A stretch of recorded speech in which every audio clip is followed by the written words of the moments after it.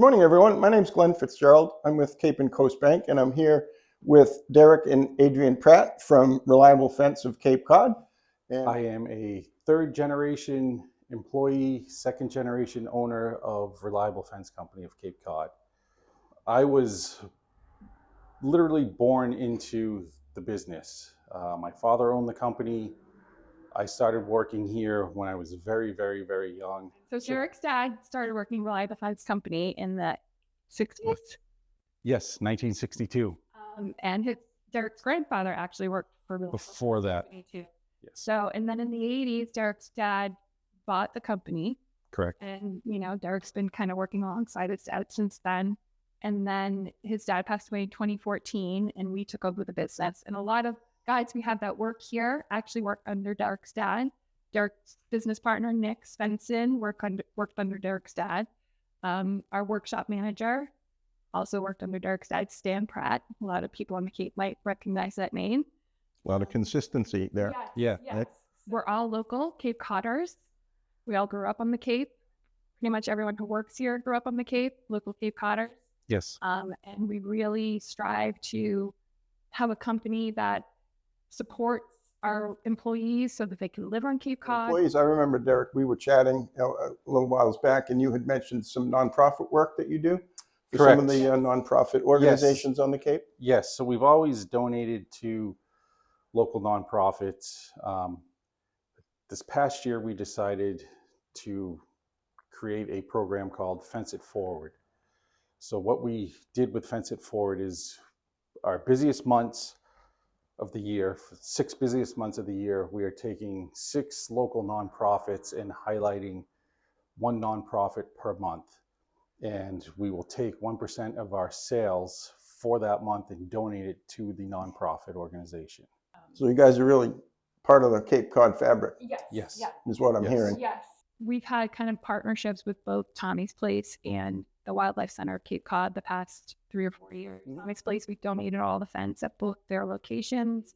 We did a Giving Tuesday program with them last year and we also donated sales from there and kind of highlighted them to get more donations for them. A lot of chatting about fences. Maybe we could take a peek at some of the products. You guys have Sure. anything you might want to showcase? Sure. I am still a cedar guy.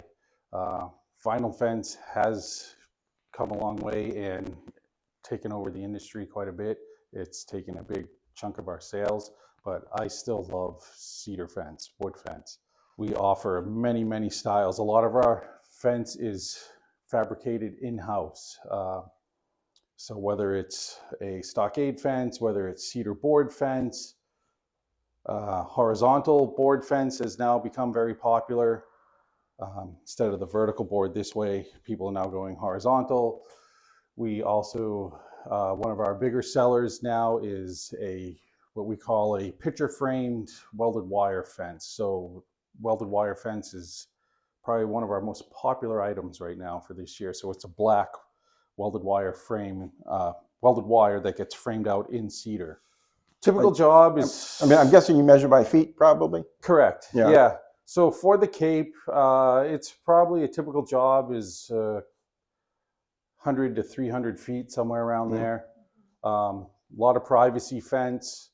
I had, my dad, one of our suppliers many years ago, cedar suppliers, came down to visit, and he was from Rhode Island, and he said, my goodness, Cape Cod has more fence than the whole state of Rhode Island. It's like, I don't understand it. Everyone wants to move to the Cape, and then they put a fence up. But yeah, people want their privacy. I'm just curious, like, can I just call you guys and you come put up a fence, or do I have to go to the town or find out where my plot lines are? I'm guessing there's probably some of that stuff that goes involved, right? Correct. That's on a case-by-case basis. Yes, you should know where your property bounds are. We highly recommend, especially there's been a lot of new turnover for homeowners in the last few years, so highly recommend knowing where your bounds are.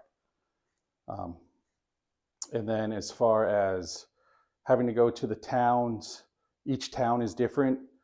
If you're over on Route 6A and you have to deal with the historic committee, you usually have to submit request to get fence work put in. Typically, they're going to allow a cedar fence, 4-foot black chain link if it's not visible from the road. Also, vinyl fence, they never really used to allow it. They are allowing it now, but again, it's on a case-by-case basis, and it's also on a town-by-town basis. So check with your town to see what they will and will not allow.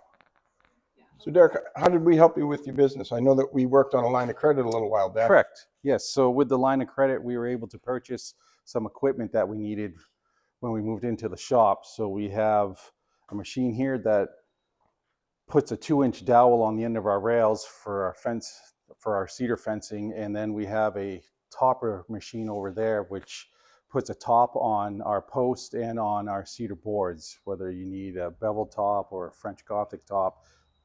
This equipment does that. So switching gears a little bit, and besides me, Okay. what was the reason that you chose Cape and Coast Bank? I wanted to work with a local bank where I got to know the people that I did my banking with, and they got to know who I was. Like I felt like I was someone at the bank. You do. You have me. That's right. That's all you need. Thank you. Awesome. Thanks for showing us around, Derrick. Sure. It's great. You. Best of luck. Thank you.